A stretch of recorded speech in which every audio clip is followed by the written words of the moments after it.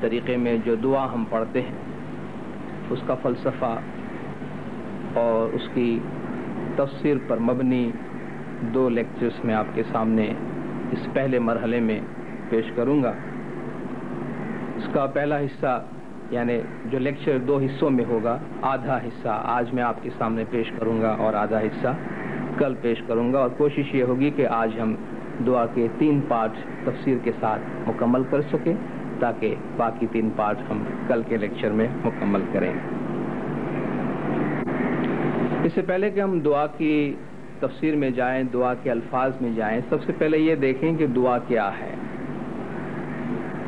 مذہب خدا اور بندے کے درمیان ایک تعلق کا نام ہے، ایک رشتے کا نام ہے، اور اس رشتے کے تحت بندہ اپنے دل میں جو آرزویں رکھتا ہے اس کا خدا کے سامنے اظہار کرتا ہے، یا اس کے سامنے کبھی کوئی تکالیف، کوئی مشکلات آتی ہے تو اس کے حل کے لیے خدا سے رجوع کرتا ہے۔ خدا سے کیوں رجوع کرتا ہے؟ یہ بات ہم ان لوگوں کے واسطے کرتے ہیں جو کسی دین میں مانتے ہیں، جو کسی خدا میں مانتے ہیں اور خدا کو قادر مطلق یعنی بہت زیادہ اور مکمل طاقت والا مانتے ہیں۔ انسان میں مختلف آرزویں تو ہیں، مختلف خواہشات ہیں، اور ہر شخص اپنی خواہشات کی تکمیل چاہتا ہے اور تکمیل کے لیے جستجو بھی کرتا ہے اور لوگوں سے مدد بھی مانگتا ہے، لیکن کسی نہ کسی مرحلے میں جا کر انسان مایوس اس لیے ہوتا ہے کہ نہ انسان خود قادر مطلق ہے، نہ اس کے معاشرے میں جن سے وہ مدد طلب کرتا ہے اس میں کوئی اتنا قادر مطلق ہے جو اس کی تمام مشکلات حل کر سکیں یا اس کی تمام آرزویں پوری کر سکیں۔ اس لیے وہ ایک ایسے خدا کے سامنے جھکتا ہے اور اس سے رجوع کرتا ہے جس کے بارے میں اس کو یقین ہے کہ اس کے پاس تمام طاقتیں موجود ہیں اور وہاں سے میں مایوس ہو کر نہیں آؤں گا۔ چنانچہ اپنی آرزوؤں کی تکمیل کے لیے اور جن چیزوں کی اس کو ضرورت ہے یا جو بھی اس کی خواہشات ہیں، جو کچھ وہ کہنا چاہتا ہے، جب اس کا اظہار کرتا ہے تو وہ اظہار دعا کی صورت اختیار کر لیتی ہے، اور دنیا کے جتنے بھی ادیان ہے یعنی جتنے بھی دین ہے اور جتنے مذاہب ہے ان سب میں کسی نہ کسی طریقے سے خداوند تعالیٰ کے ساتھ کمیونیکیٹ کرنے کا، خداوند تعالیٰ کے ساتھ یعنی جو خدا کا ان کا عقیدہ ہے اس کے مطابق کمیونیکیٹ کرنے کا، رابطہ قائم کرنے کا، اس کی طرف اپنے خیالات کا اور اپنے جذبات کا اظہار کرنے کا کوئی نہ کوئی طریقہ ہوتا ہے جو دعا ہے، اور ہر طریقے کی اپنی اپنی دعا کی صورت ہے۔ دین اسلام میں اور ہمارے طریقے میں بھی اس لیے دعا پہ زور دیا گیا ہے اور دعا کا طریقہ رکھا گیا ہے۔ خداوند تعالیٰ قرآن میں فرماتا ہے قال ربکم ادعونی استجب لکم، پروردگار فرماتا ہے مجھے بلاؤ یا مجھ سے دعا کرو، مجھے پکارو تو میں تم کو جواب دوں گا۔ دعا کے معنی ہے پکارنا۔ اذا سألک عبادی عنی فإنی قریب، میرے بندے جب مجھ سے میرے بارے میں پوچھتے ہیں تو کہو میں قریب ہوں۔ اجیب دعوت الداعی اذا دعان، پکارنے والے کو، بلانے والے کو جب بھی وہ بلاتا ہے۔ یہ کے بعد ہم آگے چلتے ہیں کہ ہم جو دعا پڑھتے ہیں وہ دین اسلام کی جو دینی زبان ہے، عربی زبان ہے، اس میں پڑھتے ہیں، اور دین اسلام کی جو بھی عبادات ہے وہ اپنے مذہبی زبان میں پڑھی جاتی ہے۔ جب اس کو ہم کسی ایسی زبان میں پڑھتے ہیں کہ جو زبان ہماری مادری زبان نہیں، تو ظاہر ہے کہ ہمیں جلدی سے کچھ سمجھ میں نہیں آتا کہ اس میں ہم کیا پڑھتے ہیں، اور اگر ہم کوئی ایسی بات کہیں، ایسا کام کریں کہ جس کے بارے میں ہمیں سمجھ ہی نہ پڑتی ہو کہ وہ کیا ہے، تو وہ بات ہمارے دل کو لگے گی نہیں، ہمارا دل، ہمارے جذبات، ہمارے احساسات، خیالات اس میں انوالو نہیں ہوں گے۔ اس لیے ضروری ہے کہ جو کام ہم کرتے ہیں یا جو بات ہم کہتے ہیں، جو کلمات ہم ادا کرتے ہیں وہ ہمیں معلوم ہونے چاہیے۔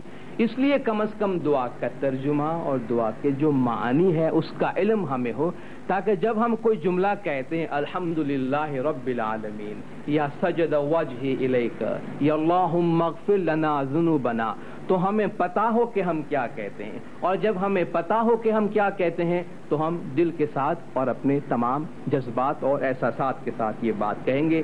اس لیے مولانا نے فرمایا کہ ہم چاہتے ہیں کہ ہمارا ہر روحانی بچہ دعا کو نہ صرف پڑھے بلکہ معنی کے ساتھ پڑھے، معنی کو سمجھ کر پڑھے۔ امام نے ایک اور مقام پہ فرمایا کہ جب تم دعا پڑھتے ہو تو ایک ایک لفظ کے معنی سمجھ کر پڑھنا چاہیے۔ معنی سمجھ کے پڑھنے سے دل کو سکون حاصل ہوگا، کیونکہ ہم اپنے دل کے تعلق کے ساتھ اس کو پڑھیں گے۔ ہماری دعا کی جو کنسٹرکشن ہے، دعا کی جو ساخت ہے، وہ کس طرح ہے؟ وہ اس طرح ہے کہ ہمارے دعا میں 6 پارٹ ہیں، اور ہر پارٹ کا نصف اول اس میں ہم قرآن کی کوئی اہم سورہ پڑھتے ہیں، یا چند آیات پڑھتے ہیں، یا ایک آیت پڑھتے ہیں، اور اس کے بعد جو نصف ثانی ہے، یعنی جو باقی آدھا حصہ ہے، اس میں ہم یا تو اپنے چند بنیادی عقائد کا اعلان کرتے ہیں، یا چند دعائیں مانگتے ہیں، یا اور جن چیزوں کا اظہار کرنا وہ ہم کرتے ہیں۔ دعا کے پہلے پارٹ کی طرف ہم آتے ہیں، اور دعا کے پہلے پارٹ میں ہم پہلے سورۃ الفاتحہ پڑھتے ہیں، اور اس کے بعد کچھ اپنے عقائد کا اظہار بھی کرتے ہیں اور کچھ دعائیں بھی مانگتے ہیں۔ سورۃ الفاتحہ قرآن حکیم کی اہم ترین سورتوں میں سے ہے۔ آپ جانتے ہیں اس کو فاتحۃ الکتاب کہتے ہیں، یعنی کتاب کو کھولنے والے۔ یہ وہ سورہ ہے کہ جب آپ قرآن شریف کا آغاز کرتے ہیں تو الحمدللہ رب العالمین سے آغاز کرتے ہیں، گویا کتاب خدا کو آپ کھولتے ہیں تو سورۃ الفاتحہ سے کھولتے ہیں۔ اس کو سورۃ الصلاۃ کہتے ہیں کہ جب کوئی شخص صلاۃ قائم کرتا ہے تو صلاۃ میں اس سورہ کا پڑھنا لازمی قرار دیا جاتا ہے، اور اس کو پڑھے بغیر صلاۃ مکمل نہیں سمجھی جاتی۔ سورۃ الفاتحہ کا جب ہم آغاز کرتے ہیں تو پہلے ہم تسمیہ پڑھتے ہیں یا بسملہ پڑھتے ہیں۔ تسمیہ یا بسملہ کیا ہے؟ بسم اللہ الرحمن الرحیم۔ جیسے کہ ہم کہتے ہیں تعوذ کیا ہے؟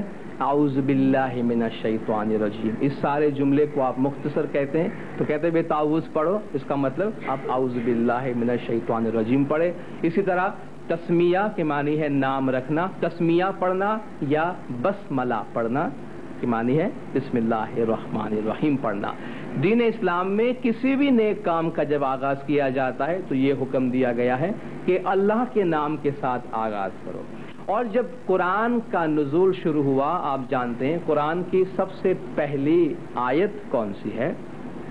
سورۃ العلق کی، جو سورۃ العلق کی 5 آیات ابتدائی نازل ہوئی، اور اس کی پہلی آیت ہے اقرأ بسم ربک الذی خلق۔ پڑھ، کس طرح پڑھ؟ اپنے پروردگار کے نام سے پڑھ۔ تو گویا قرآن کے پڑھنے کا جب آغاز کیا گیا تو اس میں کہا گیا اللہ کے نام کے ساتھ پڑھ، اور جب اللہ کے نام کے ساتھ پڑھنے کا حکم آیا تو کس طرح پڑھتے ہیں؟ بسم اللہ الرحمن الرحیم، شروع اللہ کے نام کے ساتھ جو بڑا مہربان اور نہایت رحم والا ہے۔ اللہ تعالیٰ کا فرمان ہے کہ وَلِلَّهِ الْأَسْمَاءُ الْحُسْنَى فَادْعُوهُ بِهَا۔ اللہ کے بہت سے اچھے اچھے نام ہیں، ان ناموں کے ذریعہ اس کو بلاؤ۔ اللہ کے نام کے بارے میں فرمان ہے تبارک اسم ربک ذی الجلال والاکرام، تمہارے پروردگار کا نام بہت ہی بابرکت ہے جو صاحب جلالت اور بزرگی ہے۔ گویا خدا کے نام میں برکت ہے، اس لیے خدا کے نام کے ساتھ کسی بھی نیک کام کے آغاز کرنے کا حکم دیا گیا۔ تو پہلے ہم نے اسم کی بات کی کہ بسم اللہ کے نام کے ساتھ شروع کرتے ہیں۔ اللہ ہمارا مالک ہے، ہمارا معبود ہے، ہمارا خالق ہے، اور اس کی صفات کیا بتائی گئی؟ الرحمن الرحیم۔ اللہ کے بے شمار نام ہیں اور بے شمار صفات ہیں، لیکن جن 2 صفات کو استعمال کیا خود خدا نے، کیونکہ بسم اللہ الرحمن الرحیم نہ صرف ہر سورہ کے آغاز میں خدا کے فرمان کے مطابق پڑھا جاتا ہے، بلکہ یہ قرآن شریف کی ایک آیت بھی ہے سورۃ النمل میں کہ انہ من سلیمان و انہ بسم اللہ الرحمن الرحیم۔ تو یہ جملہ بھی خود خدا نے بنا کر دیا ہے۔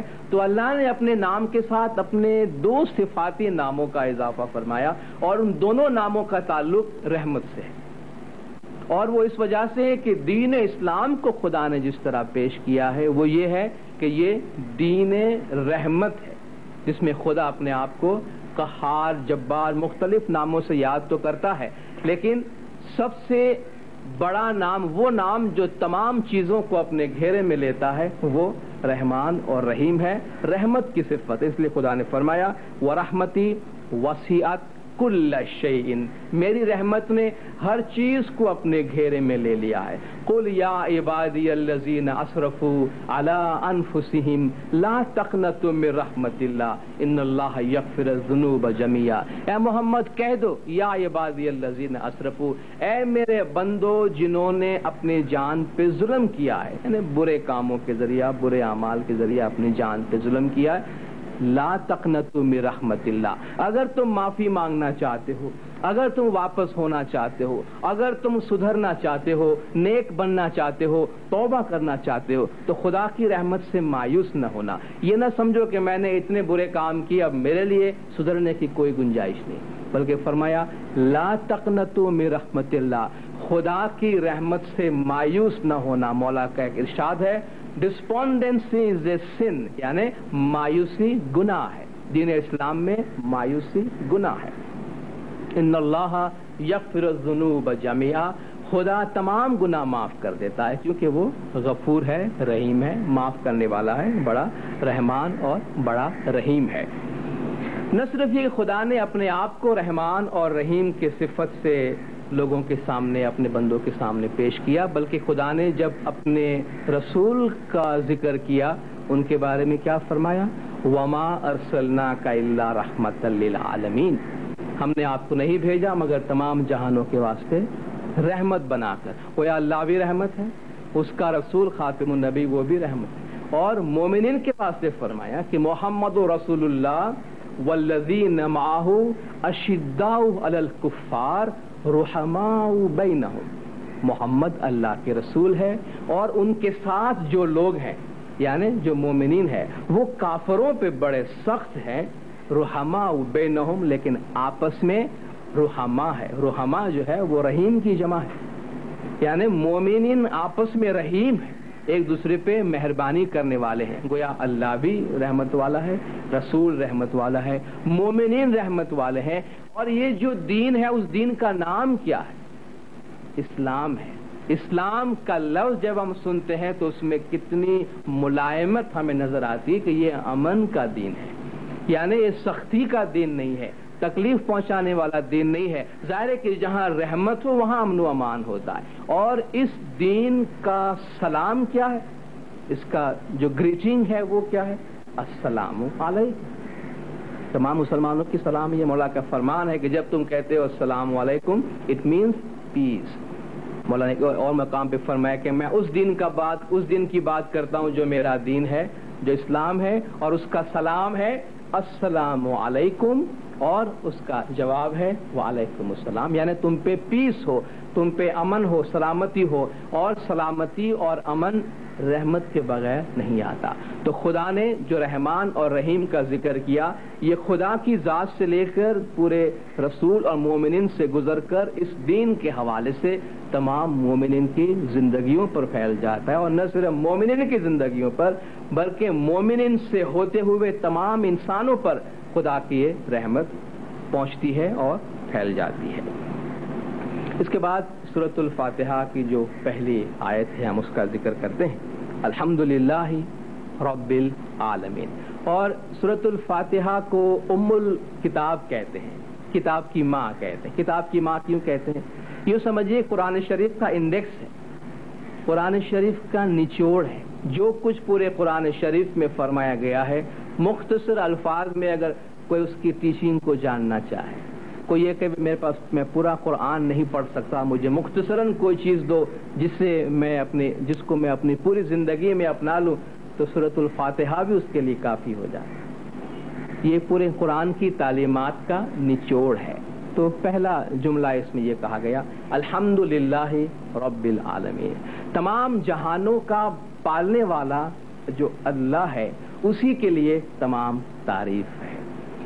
جب ہم کسی اچھی خوبصورت چیز کو دیکھتے ہیں، کوئی اچھی صنعت کو دیکھتے ہیں، اچھی نقش و نگار کو دیکھتے ہیں، تو جا کے جب ہم اس کی تعریف کرتے ہیں، کوئی تصویر ہے، اس تصویر کی جو ہم تعریف کرتے ہیں، چاہے ہم مصور کی تعریف کرنا چاہے یا نہ چاہے، ہم دراصل مصور کی ہی تعریف کرتے ہیں۔ کسی نقش و نگار کی تعریف کرتے ہیں تو ہم دراصل نقاش کی تعریف کرتے ہیں۔ تو اس پوری کائنات کو دیکھ کر مومن ایک انسان جو کہتا ہے وہ یہ کہ الحمدللہ، سب تعریفیں اللہ تعالیٰ کے لیے ہے۔ خدا نے اپنی تعریف اس لیے کروائی کہ خدا چاہتا ہے کہ بندہ مغرور نہ ہو۔ انسان میں بہت ساری خامیوں اور خرابیوں میں سے ایک خرابی یہ ہے کہ چھوٹی سی بات ہوتی ہے، چھوٹا سا کام ہوتا ہے، اسے بڑا دیکھنا چاہتا ہے، اور اگر اپنی ذات کے بارے میں ہے تو بہت بڑا دیکھنا چاہتا ہے۔ یعنی کوئی دوسرا اگر بہت بڑا کام کرتا ہے، بہت اچھا کام کرتا ہے، تو اتنا چھوٹا دیکھنا چاہتا ہے اس کو، اور اگر خود چھوٹا سا کوئی کام کرتا ہے تو بہت بڑا دیکھنا چاہتا ہے۔ یہ انسان کی کمزوری ہے، اور اس سے انسان خدا سے دور ہو جاتا ہے۔ انسان میں کبر و نخوت یعنی بڑائی کی ایک بہت ہی بری صفت پیدا ہو جاتی ہے۔ اس سے دور رکھنے کے لیے پہلا پیغام جو خدا نے فرمایا وہ یہ کہ تم چاہے اپنی کتنی بھی تعریف کرنا چاہو، تمہارے ہاتھ نے کوئی کام کیا، تمہاری زبان نے کوئی بات کہی، تمہاری عقل نے کوئی بات سوچی، تم نے کچھ بھی کیا، تم اتنا سوچ لو کہ تمہیں پیدا کرنے والا کون ہے۔ تمہارے تمام اعضاء خدا نے بنائے، تمہارے اعضاء کو حرکت دینے کی توانائی خدا نے دی، تمہیں سوچنے کی طاقت خدا نے دی ہے، تو پھر وہ کون سی بات ہے کہ جس کی بنیاد پہ تم یہ کہتے ہو کہ میں بڑا ہوں یا میں نے کوئی کام کیا۔ اس لیے دین اسلام میں کے استعمال سے یعنی اپنی خود ستائی، خود کی تعریف کے لیے میں کے استعمال سے منع کرتا ہے۔ جب بھی کوئی اچھا کام کرے اور کوئی اس کی تعریف کرے، کہیں الحمدللہ، شکرن للہ والحمدللہ، میں نے نہیں کیا، اللہ نے کیا۔ وہ شخص ترقی کرتا ہے کہ جب آپ اس کی تعریف کریں تو وہ کہتا ہے یہ کام اللہ نے کیا، اور وہ شخص سرنگوں ہوتا ہے، دنیا میں اس کا سر نیچا ہوتا ہے کہ جب وہ چھوٹا سا کام کرتا ہے اور آپ اس کی تعریف کرتے ہیں تو وہ سمجھتا ہے واقعی میں نے کوئی بہت بڑا کام کیا، اور وہ یہ سمجھتا ہے کہ میں نے یہ کام کیا۔ جب وہ سمجھتا ہے میں نے یہ کام کیا تو سمجھ لیجئے اس کا زوال شروع ہو گیا اور وہ نیچے کی طرف آنا شروع ہو گیا۔ اس لیے ہمارے پیروں نے گنان میں بھی ہم کو تعلیم دی ہے کہ میں آچاری نے میں وچاری اورتھی کچھ نہ ہو، میں آچاری میں وچاری میں عقل دیوں آپ، اے تو ماٹی کیرے پتلے تینے میں جپاؤں جا۔ میں کام کرتا ہوں، میں ہی عقل دیتا ہوں، میں ہی سجھاتا ہوں۔ اس مٹی کے پتلے کو اگر یہ ذکر بھی کرتا ہے تو وہ بھی میں ہی کرواتا ہوں۔ یہ فرماتے ہیں میں کرتا نے میں ہرتا اور تھی کچھو نہ ہوئے، ایک تل رحمت میں چھوڑوں تو پتھر بولے سوئے۔ یعنی میں ہی کرنے والا ہوں اور میرا ہی چلتا ہے اور سے کچھ نہیں ہونے والا۔ ایک تل رحمت اگر میں ذرا برابر رحمت میری ہو جائے تو پتھر بولے سوئے، یعنی پتھر میں بھی گویائی پیدا ہو جائے، پتھر میں بھی زبان پیدا ہو جائے۔ اس لیے خدا فرماتا ہے وَإِن مِّن شَيْءٍ إِلَّا يُسَبِّحُ بِحَمْدِهِ وَلَٰكِن لَّا تَفْقَهُونَ تَسْبِيحَهُمْ۔ زمین و آسمان میں کوئی چیز ایسی نہیں جو خدا کی تسبیح نہیں پڑھتی، جو خدا کی تعریف نہیں کرتی۔ وَلَٰكِن لَّا تَفْقَهُونَ تَسْبِيحَهُمْ، تم خدا کی تسبیح کو، تم ان لوگوں کی تسبیح جو خدا کے بارے میں ہے اس کو تم سمجھتے نہیں ہو کہ وہ دراصل خدا کی تعریف اور خدا کی بڑائی بیان کرتی ہے۔ اس کے بعد الرحمن الرحیم، جس کا ذکر ہم نے بسم اللہ کے حوالے سے کیا۔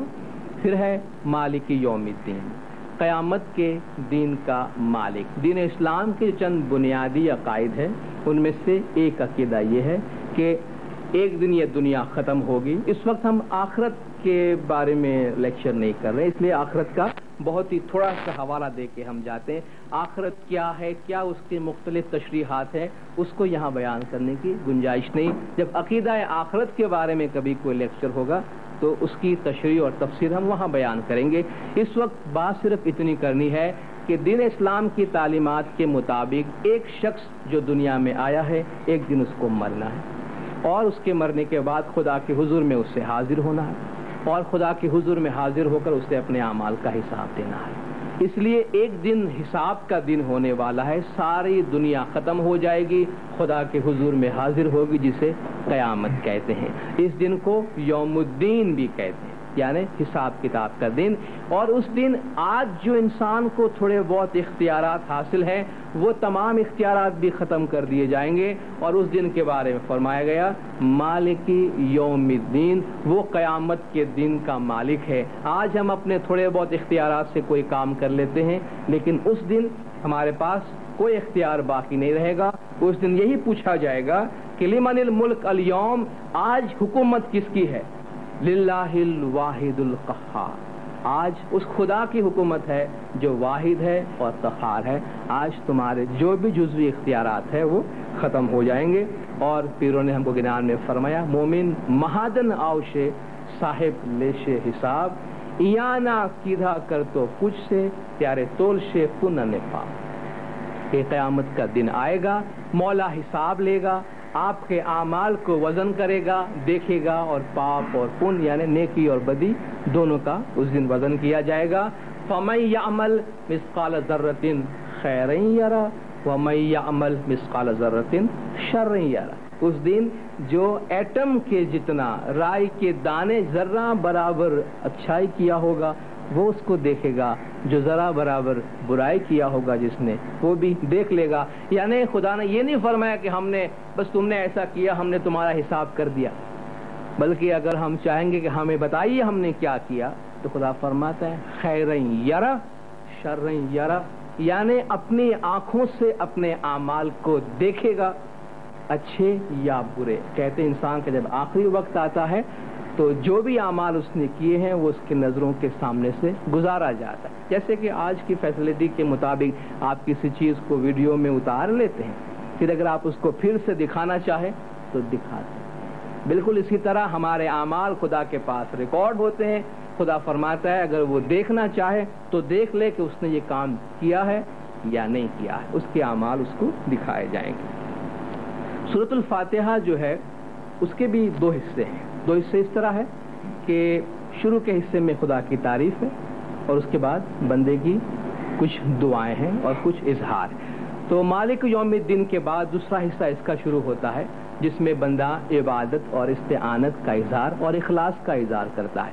ایاک نعبد و ایاک نستعین، ہم صرف تیری ہی عبادت کرتے ہیں، صرف تجھ ہی سے مدد مانگتے ہیں. دین اسلام میں اخلاص پہ بڑا زور دیا گیا ہے. ایا کا جو استعمال ہوتا ہے وہ کہ ہم صرف تیری ہی عبادت کرتے ہیں اور صرف تجھ ہی سے مدد مانگتے ہیں. اخلاص کی مثال خدا قرآن میں دیتا ہے، فرماتا الا للہ الدین الخالص، دین خدا کے لیے خالص ہونا چاہیے. اور خالص کی مثال کیسے دی کہ فَإِذَا رَكِبُوا فِي الْفُلْكِ دَعَوُا اللَّهَ مُخْلِصِينَ لَهُ الدِّينَ، جب ہم ان کو کشتی میں سوار کرتے ہیں اور ہوا ان کو لے چلتی ہے بڑے آرام سے سبک رفتار، تو وہ سمجھتے ہیں کہ بس ہم کنارے پہ پہنچیں گے.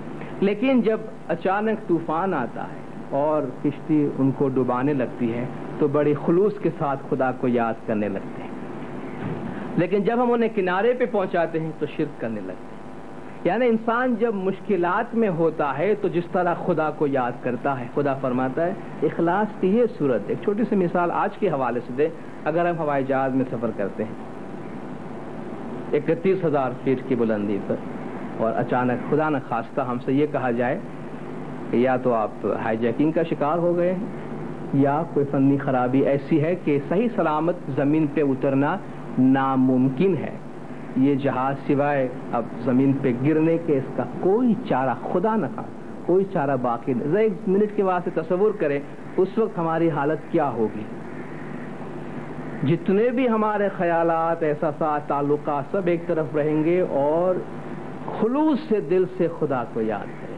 ایک ہی دعا ہوگی خدایا ہمیں زمین پہ سلامتی کے ساتھ اتار، کیونکہ ہمیں معلوم ہے اب خدا کے سوا اور کوئی ہمارا سہارا نہیں.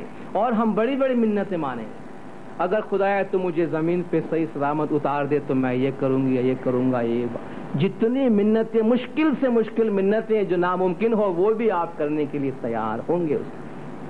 لیکن اگر ہم صحیح سلامت نیچے آ جاتے ہیں خدا ہمیں لے آتا ہے تو کیا وہ کیفیت ہماری زندگی میں ہمیشہ برقرار رہتی؟ نہیں رہتی. خدا اس کی مثال دے.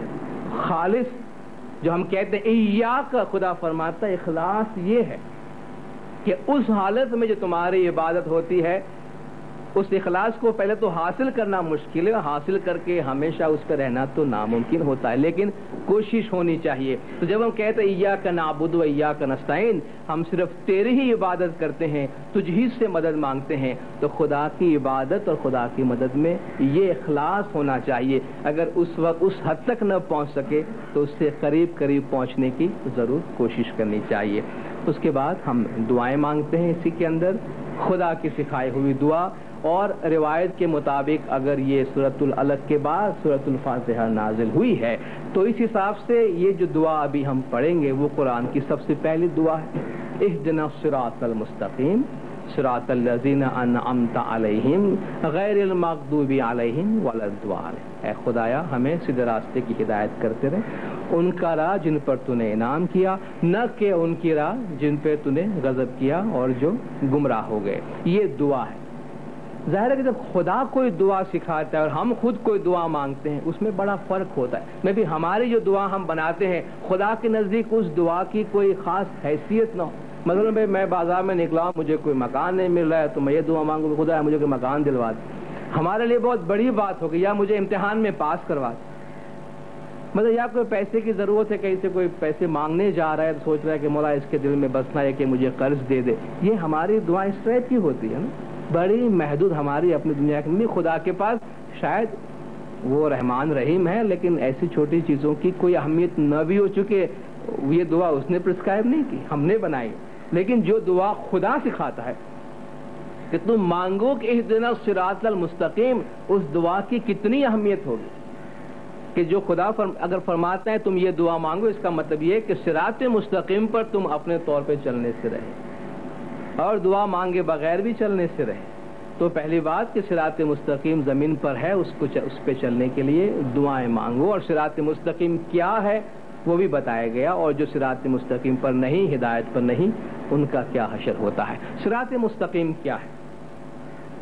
خداوند تعالیٰ زمین پر جو انسان بستے ہیں ان سے کچھ نہ کچھ چاہتا ضرور ہے، کوئی منشا ہے خدا کا۔ خدا نے اگر دنیا پیدا کی، انسانوں کو پیدا کیا تو کوئی مقصد ہے۔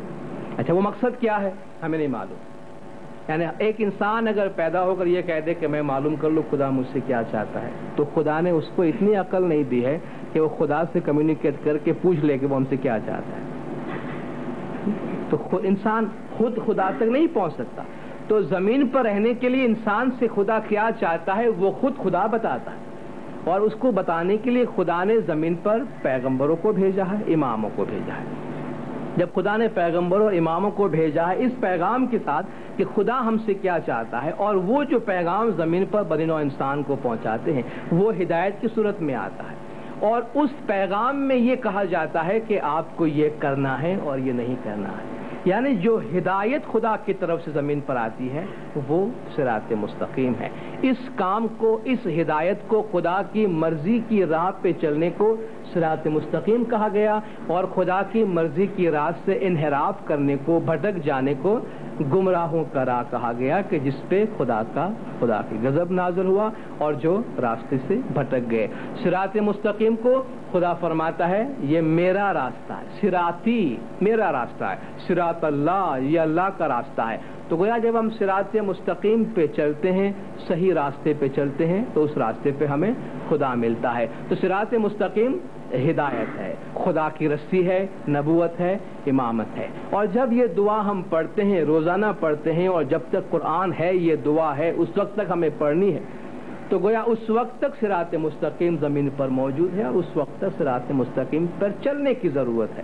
تو معلوم ہوا کہ اہدنا صراط المستقیم کے دعا میں یہ بات بتائی گئی کہ قیامت تک ہدایت کا سلسلہ زمین پر موجود ہے، اور ہدایت طلب کرنے کی ذمہ داری ہمارے اوپر ہے۔ اس میں ایک دلیل یہ بھی موجود ہے جو ہمارے شیعہ امام اسماعیلیوں کا عقیدہ ہے کہ زمین کو خدا نے کبھی بھی ہدایت سے خالی نہیں چھوڑا۔ باقی تمام دلائل کو چھوڑیے، اس آیت کو پڑھتے ہیں، خدا فرماتا ہے قیامت تک صراط مستقیم پہ چلنے کے لیے دعائیں مانگو، اور صراط مستقیم پر ہدایت تمہیں ملتی رہے گی۔ تو قیامت تک تازہ ہدایت کی ہمیں ضرورت ہے، اور وہ ہدایت زمانے کے امام کی طرف سے ہم کو ملتی ہے۔ سورۃ الفاتحہ کے بعد اب ہم آگے چلتے ہیں، دعا کے پہلے حصے کے جو نصف ثانی ہے، یعنی جو نچلا حصہ ہے، اس میں اپنے کچھ جذبات احساسات کا اظہار کرتے ہیں اور پھر بعد میں ہم صلوات پڑھتے ہیں۔ سجد وجہی الیک، میرے چہرے نے تیرے آگے سجدہ کیا۔ سجدہ کے معنی کیا ہے؟ سجدہ کے ظاہری معنی ہے سر کو جھکا دینا۔ ایک بندہ اپنا سر زمین پہ جھکائے، اپنے پیشانی کو زمین پہ لگائے تو گویا اس نے سجدہ کیا۔ سجدہ کیوں کیا جاتا ہے؟ سجدہ میں سر کیوں جھکایا جاتا ہے؟ ہاتھ زمین پہ لگانے سے سجدہ نہیں ہوتا، یا اگر ہم پاؤں زمین پہ لگائے تو سجدہ نہیں ہوتا؟ نہیں ہوتا۔ کیوں نہیں ہوتا؟ پاؤں کی جگہ زمین پر ہی ہے، سر کی جگہ زمین پہ نہیں ہے، سر کی جگہ اوپر ہے۔ زمین کا تصور جو آتا ہے وہ نیچے کے معنی میں آتا ہے، سر کا تصور اوپر کے معنی میں آتا ہے۔ اچھا، انسان کی عزت آبرو کی علامت کیا ہے؟ اس کے ہاتھ پیر نہیں ہے، سر ہے، ناک ہے۔